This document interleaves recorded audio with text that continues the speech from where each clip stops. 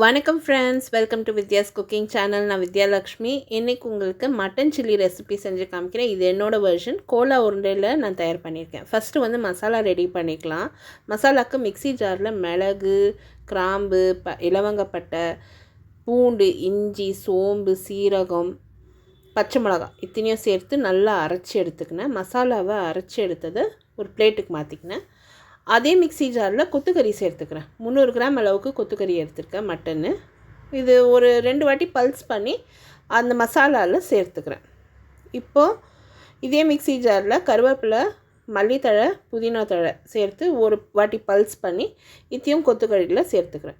இப்போ கொத்துக்கறியில் ஒரு பெரிய வெங்காயம் பொடியாக நறுக்கிறது நான் வந்து சாப்பரில் நறுக்கியிருக்கேன். இந்த வெங்காயத்தை சேர்த்துக்கிறேன். எல்லாத்தையும் ஒரு முறை நல்லா கலந்துக்கலாம். இப்போ கொத்துக்கறியில் உப்பு சேர்த்துக்கலாம். சேர்த்து ஒரு முறை இன்னொரு வாட்டி நல்லா கலந்துக்கலாம். கலந்து ஒரு 5 நிமிஷம் மூடி போட்டு வச்சிடலாம். இப்போ சின்ன சின்ன உருண்டைங்களாக உருட்டிட்டு நம்ம மிதமான தீயில் ஒரு கடாயை ஹீட் பண்ணிக்கலாம். கடாயில் வந்து எண்ணெய் சேர்த்துக்கலாம். இந்த உருட்டி வச்சுருக்க கோலா உருண்டையை கடாயில் மாற்றிக்கலாம். மாற்றிட்டு இப்போது ஒரு நல்ல ஸ்லோ ஃப்ளேமில் வைங்க. எவ்வளோ சிம்மில் வைக்க முடியுமோ அவ்வளோ சிம்மில் வச்சுட்டு மூடி போட்டு 15 நிமிஷத்துக்கு வேக விடுங்க. இதில் தண்ணியெல்லாம் எதுவும் விடாதீங்க. கொத்துக்கறியிலேருந்தே நிறைய தண்ணி விட்டு வரும், அதுலேயே வெந்துடும். ஒரு 15 நிமிஷம் விட்டிங்கன்னா கொத்துக்கறியில் தண்ணி நல்லா விட்டு வந்து அதுவே தானாக வெந்துடும். ஸோ லைட்டாக திருப்பி விடுங்க.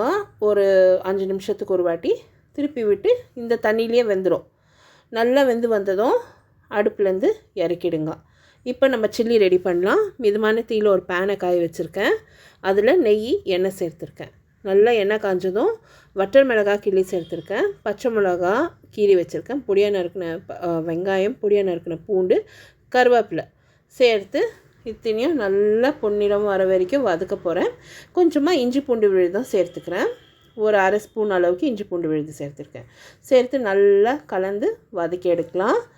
இப்போ இதில் வந்து மிளகாத்தூள், மல்லித்தூள், கொஞ்சமாக மஞ்சள், கரம் மசாலா தூள், மிளகுத்தூள், உப்பு சேர்த்துருக்கேன். இப்போ இந்த மசாலா நல்லா வதங்கி வரணும்.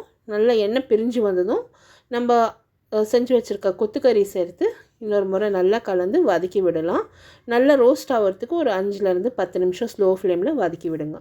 இப்போ மல்லித்தழை தூவி நம்ம கொத்துக்கறியை இன்னொரு வாட்டி பெரட்டி எடுத்து சர்வ் பண்ண வேண்டியது தான். கொஞ்சமாக எலுமிச்சம்பழம் சாறு மேலே புழிஞ்சு விட்டு சர்வ் பண்ணுங்கள். சூப்பராக இருக்கும். ட்ரை பண்ணிவிட்டு உங்களோட கமெண்ட்ஸ் போஸ்ட் பண்ணுங்கள். இந்த வீடியோ பிடிச்சிருந்தா மறக்காமல் என்னோடய சேனலுக்கு சப்ஸ்கிரைப் பண்ணுங்கள். இந்த ரெசிபி ஃப்ரெண்ட்ஸோட ஷேர் பண்ணுங்கள். உங்களோட கமெண்ட்ஸ் போஸ்ட் பண்ணுங்கள். அடுத்த வீடியோவில் சந்திக்கிறேன். தேங்க்யூ ஸோ மச் ஃபார் வாட்சிங். பை.